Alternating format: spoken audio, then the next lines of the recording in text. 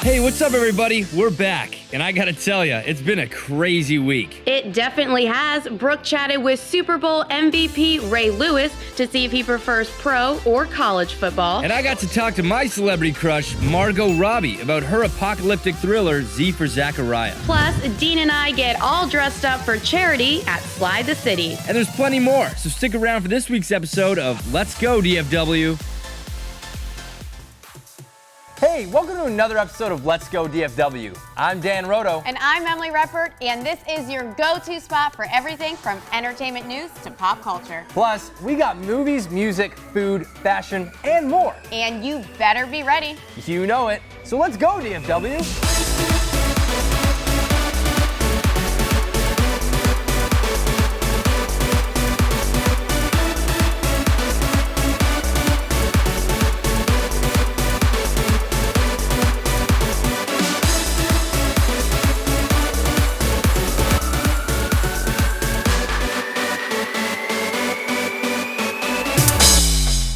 Hey everyone, I'm Brooke. And I'm Paul. And this week, Paul got to talk to an indie darling who wrote and starred in her very own film. That's right, Greta Gerwig is back with another collaboration with director Noah Baumbach, and this is Mistress America, a story about inheriting a crazy family member. Has that ever happened to you? No, I actually think I have a very normal family. Well, did you ever think that you might be the crazy family member? Yeah, so maybe I just outed myself, but nonetheless, from what I've seen from the interview, it's extremely relatable. If you say so. And comedic. That's right, that it is. Take a look. I don't know anyone who lives here. Yours truly. I got off the bus from Jersey. I thought this was the cool place to live. It's Times Square. So stylish. I know. I freelance as an interior decorator. You know the Bowery Hotel? Oh my God, yeah. Well, if you walk about a block south, there's a laser hair removal center that's very hip. Well, congratulations on this film. This one was so cool and so much fun to watch. And I have to know, like, with your characters in the film that you're writing, how much of that was you in there? Because either one of those seemed like they'd be a lot of fun to hang out with. Yeah, well, you know, in this film, actually, the character I play isn't so much like myself, but the character that Lola Kirk plays, the younger character, Tracy, that's kind of who I was at 18. So in a way, I am in the film the way it's written, but I'm in the other character. Well, and it had to have been kind of fun writing about a city that you know and love so much, because New York City is a character in itself. Yeah, no, we've this is the second film Noah and I have written together that we set in New York, but we wanted it to be like a completely different New York, and there was something that every time we were talking about this character in this movie, the idea of a person who lives in Times Square as if it's just a regular neighborhood always made us laugh, and we wanted to shoot around Midtown. I think there was something about capturing the Midtown energy that was just not something you usually see. Well, how much freedom did you give, did you and Noah give the actors with the script? Because you wrote the screenplay, so were you pretty precious about it or not? Yes. The screenplay, you can't change the screenplay. There's no improvisation. Nobody is allowed to alter their lines in any way. So it's that is not really something we do. But within the parameters of the lines, exactly as they're written, you can do whatever you want. Now, I got to ask, because it looked like it was a lot of fun to make, and it looked like a really cool crew. Is there a scene or a time or day on the set that you think you'll always take with you? Well, I mean, I love this movie, and I love the other one we made together. And really, for me, the whole experience is they're my favorite movies I've ever made, and both what they are and the process of making them. But I always think of there's a shot where we're walking. It's a really long walk and talk shot, and we cross 9th Avenue, and then it's just one shot. Anyway, we did that about 50 times at 2 in the morning, and it was 10 degrees out, and I won't forget that. And I read something about another take, I think in a closet, that was over 50 times as well. Yes, we did that like 55 times. We do lots of takes. What's going on with all these multiple takes? Well, we try to design the shots so that we don't get a lot of what they call coverage, where you like get a close-up and a close-up. So there's not edit points in the scene. It's a whole scene that functions in one take. So you only you're gonna pick one, so, and then you need like 5 great ones, and to get 5 great ones, you gotta do it a bunch of times. Nothing can go wrong. Nice. Well, do you have any advice for any up-and-coming screenwriters? Don't wait around for somebody to ask you to make anything. They never will. None of the movies I've made, when I've written them, nobody has ever asked me to make them. So you'll never get like a stamp of approval from the powers that be. You just have to go find your people and make it yourself. There's nothing I don't know about myself. That's why I can't do therapy. Can I start over? Of course. That was pretend rewind. Like.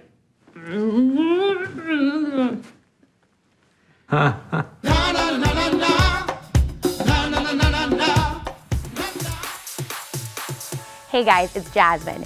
I got to hang out with one of my favorite comics, Ada Rodriguez. And not only was she super funny, she was very real.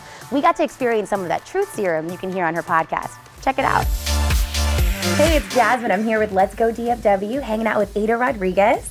What's up, guys? I'm so excited to talk to you. I know tonight you're actually going to be performing at MegaFest. I am. I'm performing with Lavelle Crawford and Cheryl Underwood and Tony Roberts.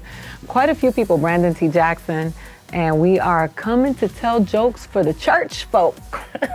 Now, I understand in your stand-up, you talk about all kinds of great personal topics, you know, being a single mom, being Latina. What's your favorite thing to convey on stage? What's your favorite thing to talk about? I love talking about values.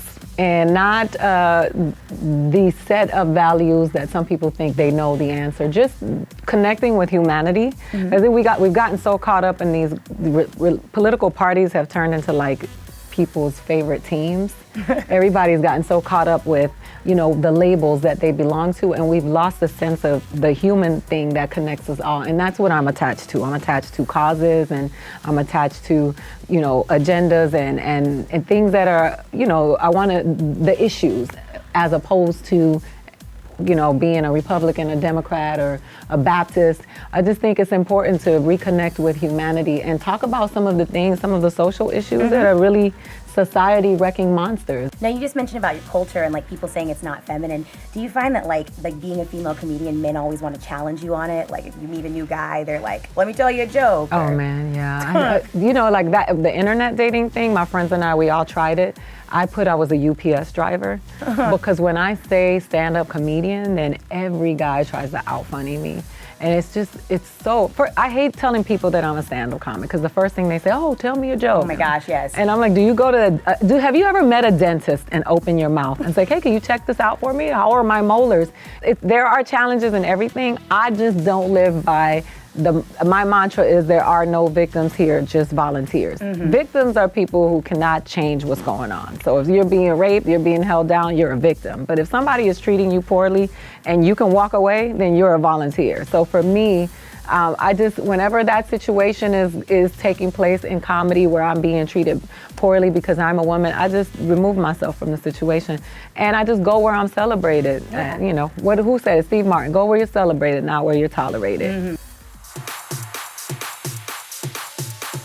Hey Dean, so you know I'm a big fan of homegrown music. There are so many great bands that come out of this state. There are, and you got a chance to interview one, Alpha Rev from Austin. Yeah, they are amazing. Not only is their music good, their lyrics are amazing. They are, they're story-like. There's one song, Lexington, that is actual love letters from Civil War soldiers. Yeah, and why do I feel like you've used that song to get through some of your own girl troubles? Maybe. Anyway, I got a chance to sit down with the band and they told me the meaning behind their new song, Driftwood. Check it out. Hey guys, we're here at Gas Monkey Bar and Grill with Casey. He's the lead singer of Alpha Rev. Casey, thanks for joining us today. Thanks for having me. So you formed this band in 2005. And for people who don't know who you are, how would you describe your sound? Well, I mean, we've kind of changed over the years, but it's, you know, all the way from Americana to pop alternative to like emotional, just hopefully emotionally good songs.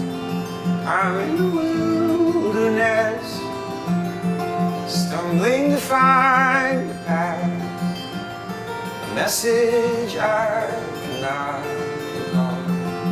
What's the story behind this one? You know, I was raised in South Texas in Lake Jackson on the Brazos River, and you'd watch all the mobile homes float down the river every fall and when it rained. And my brother and I would kind of float down the river sometimes and get into the ocean. And, you know, it always reminds me of how life can be, how we can try to force things or we can kind of allow things to occur.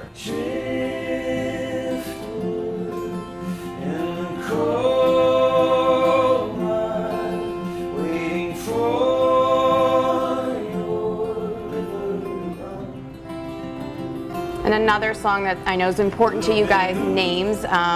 There's another meaning behind that as well. You guys are doing something more than just a song. Yeah, so Driftwood and Names are going to be part of an EP that we're going to release later. But Names, we're doing a campaign for Habitat for Humanity with them.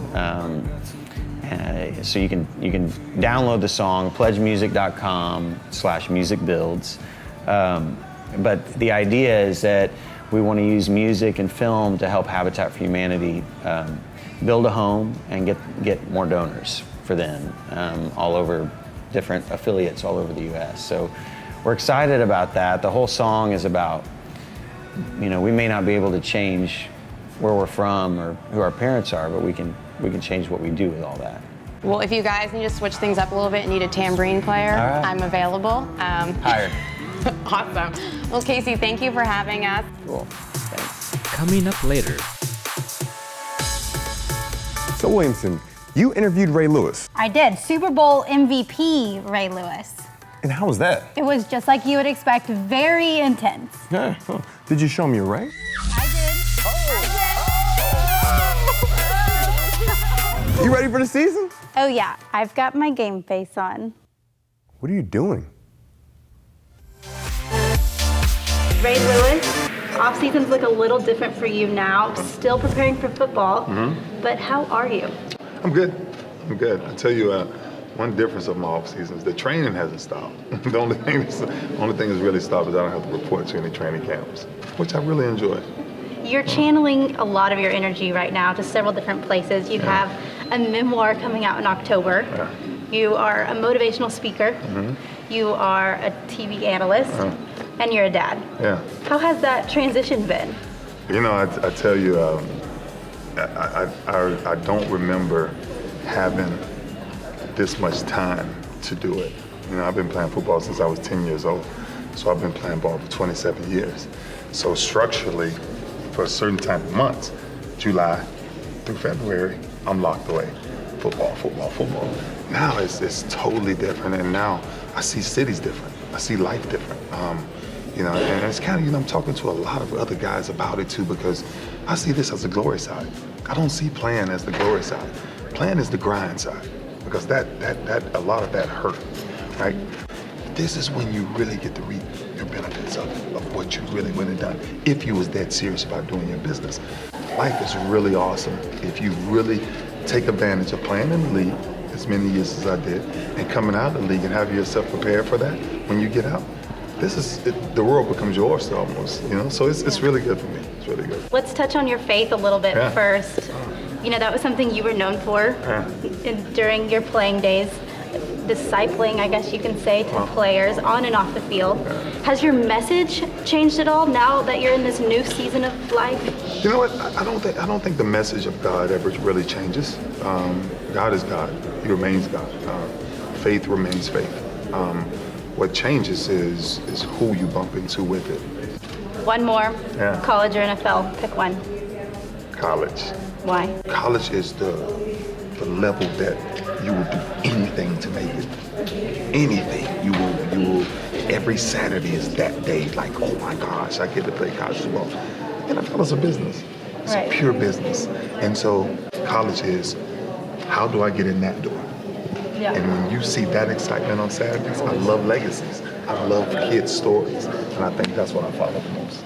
Awesome. Yeah. Thank you so much, Ray. Absolutely. Appreciate it. With a grand prize of $100,000. Let's do this! Is this who you left me for? You're coming in between me and my girl? I don't want any trouble. But you haven't seen trouble. He caused kidney failure to a kid from one punch. No one will ever love you like I love you. I know a champ when I see one. Another tournament. I'm here, aren't I? I'm fine. I'm saying by a gun, because that's the only way you're going to stop him. The most misunderstood form of resolve is fighting for the wrong reason. Hey guys, I'm here at Clyde Warren Park in downtown Dallas, and I'm here to ask people who their celebrity crushes are and who they would love to be stuck with in a post-apocalyptic world. Let's do it. So I'm here at Clyde Warren Park with Kalitha. Now, Kalitha, I actually had a big moment last week. Oh, goodness. Yeah. Oh, goodness. No, so I actually got to interview my celebrity crush. It was Margot Robbie. She's in this new movie, Z for Zachariah. It's about this post-apocalyptic world, and she's in it with two guys, and they're the last people on Earth. So it's this weird, like, love triangle. So I want to ask you, who are, if you could name them, two of your celebrity crushes? Music-wise, I'll have to say Taylor Swift and the obvious Beyonce. Number one being Ronda Rousey. Oh. Heck yeah. Number two, it would be, oh, what's her name? She comes out on Friends. Jennifer Aniston. Jennifer Aniston. Yeah. Beyonce. Bae. Bae. Queen Bae. Queen Bae. I love Ellen DeGeneres. I really do. And Vin Diesel. Oh, those are like two ends of the spectrum right there. The only one I have is Emma Stone. One and only, Emma Stone? Yeah. Okay, that's great. You're faithful to one. See, you got to be careful with Ronda Rousey though, because if you like ever get her mad, she could literally almost kill you in like 5 seconds. Probably Emma Watson, and then Don't say it. I really wish, man.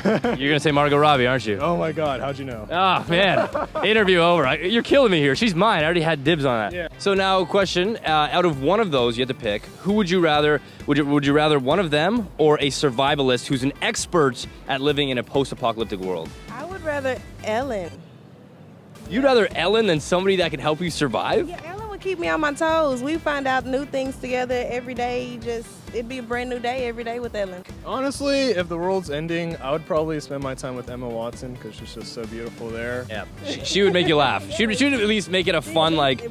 fun like 2 weeks that you're alive. Right. Yeah. If it were the situation, I mean, as much as I love Beyonce, I gotta have Bear Grylls on my side because I'm trying to live. Finally, some logic here. Everyone's like, "Oh man, I'd love to be with a celebrity." No. We'd be all night, but bears will make me survive. This movie is heavily based on a love triangle.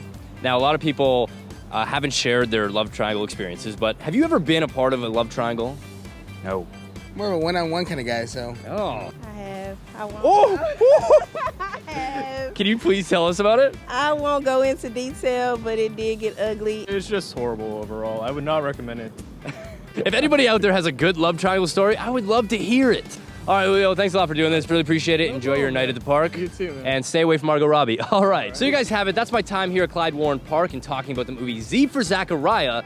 Crazy, crazy day. It's been hot. It's now getting dark. But I learned a lot, about celebrity crushes, about love triangles, and how they literally never work. Okay, I'm on like my 4th one, and it's still ending horribly right now. Also, to anybody out there that has a crush on Margot Robbie, I hate to break it to you guys, but we're like dating now, so she's off the market. She's mine. So if you guys see me around town, come on over and say hi. I'd love to interview you for the next episode of Let's Go DFW. I'll catch you guys later. This week I got to talk to Oscar Domenici Ejiofor about his new film Z for Zachariah, where he plays what he thinks is the last man on Earth, but the last woman on Earth, Margot Robbie. Wow, what a lucky guy. Well, congrats on this one. It's so good to see you again. And after such a kind of whirlwind thing with 12 Years a Slave, it's got to be nice to do something a little bit more low-key, right? Yeah, it's a lovely, film to do. Like it's an intimate, contained, a three-hander essentially. It's almost like a play, the way it comes off, right? Yeah, it definitely has that feeling in the sense that it's just about what people are saying, and I mean, it's what their actions as well, but it's like there's just so much emphasis on what they say to each other, of how they communicate. And in that way, there's something quite sort of theatrical and sort of broad about that. Plus, you weren't doing too bad if the last girl on Earth was Margot Robbie, right? Not doing too bad until Chris Pine shows up. Yeah, then it all gets a little more complicated. But that's, I mean, that and that's, to me, that was just one of the most exciting, interesting parts of the thing. That if you are in that kind of Adam and Eve for reals kind of circumstance, there are actually certain things to consider, that aren't sort of immediately apparent. You don't want to be in a bad relationship with the last girl on Earth. And do you think you'd survive something like this? Because I know I wouldn't. No, I got no chance, because just like just being a kind of a city boy, I just don't have any of the skills required for sort of rural survival. Do you have a certain memory on the set that you think you'll always take with you? Toga party.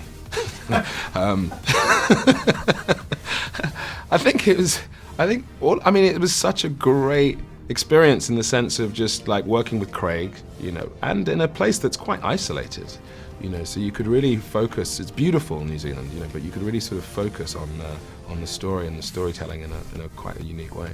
Have things changed for you quite a bit since they've added the Oscar nominee tag to your name? I don't know.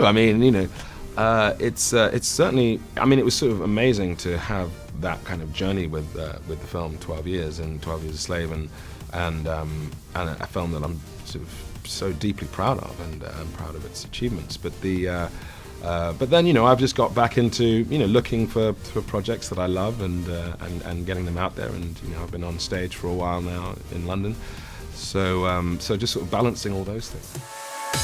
Wow, that was a really great interview, Paul. Super informative. Yeah, man, he's such an amazing actor, isn't he? Oscar nominee for 12 Years a Slave. He's in the new Doctor Strange movie and The Martian. Very, very talented guy. Yeah, Now, super. funny story, I actually got to interview Margot Robbie for the same movie, Z for Zachariah. Margot Robbie?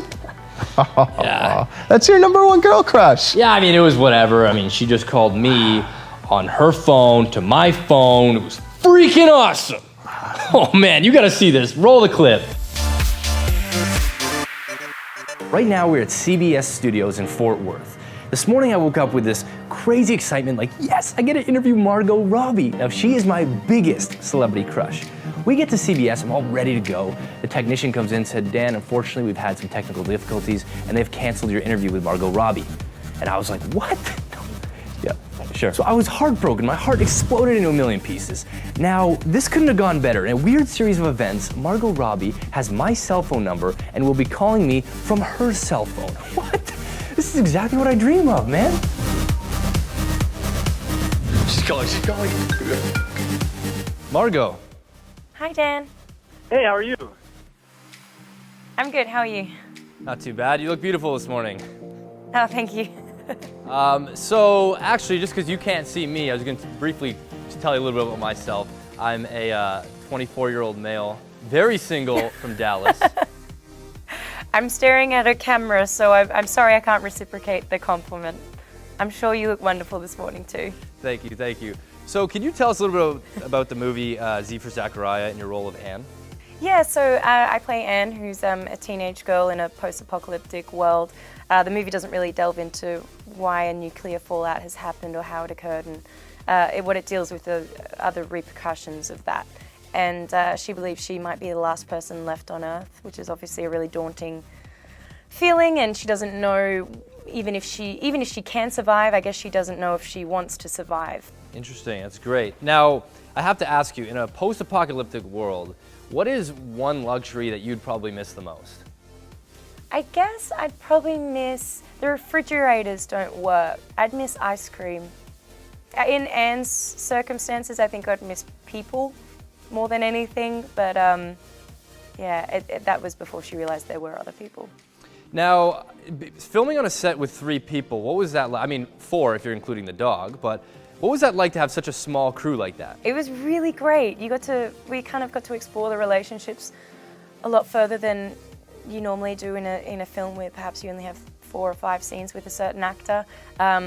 You kind of get to see it develop from the start to the finish, and it's far more intense than anything else.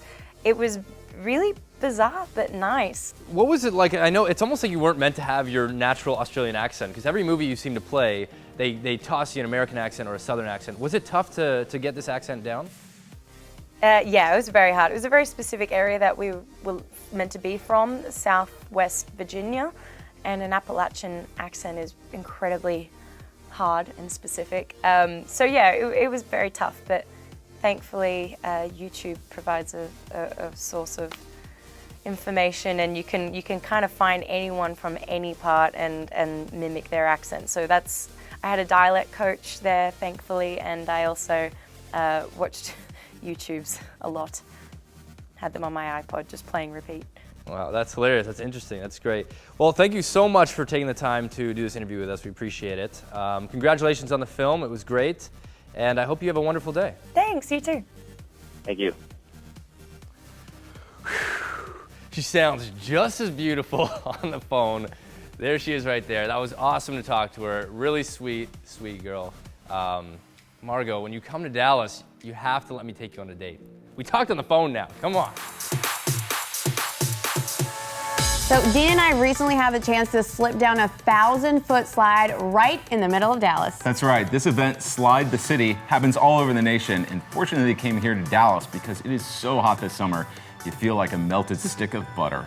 Now, I might not be the most adventurous one in the group, but Dean here, daredevil, so thankfully he was there to literally push me along. That's right. I try a little bit, and this time I slide down this thing Evel Knievel style. Check it out. We are here at Slide the City in Dallas. Man, I'm glad we decided to dress up. I am too. Why are you dressed like a princess today? Because I am a princess. Why are you dressed like Evel Knievel? Because I am taking this down daredevil style. Awesome. Well, this looks like tons of fun. I say we go crush it. Let's go do it. Come on.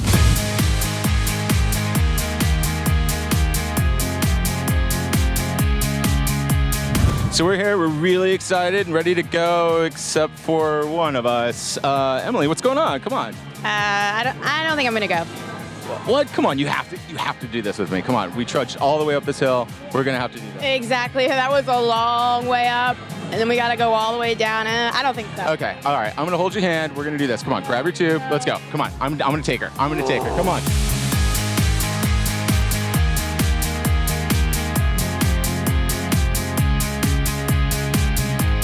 I'm here with Chris Conran. He's the director of Slide the City. I've been down a couple times, tons of fun. So this is a 1,000-foot slide. How much water is in this? There is actually a lot of water. I think it's about 30,000 gallons total inside the slide. But the cool thing about this is, where does the water go?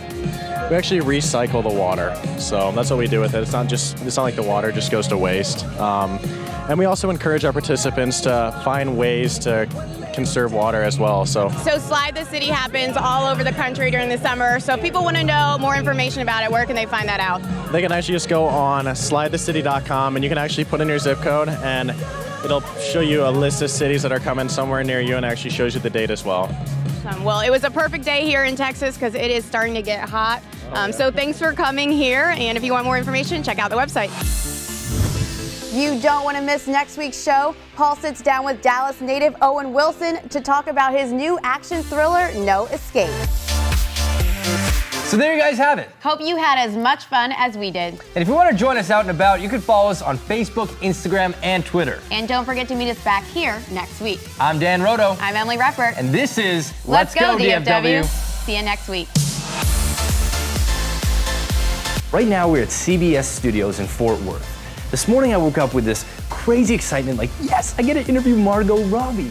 You're gonna say Margot Robbie, aren't you? Oh my God, how'd you know? Oh man, interview over. Oh my God, she's calling me back. She's calling me back. Hello? Hi, Mom.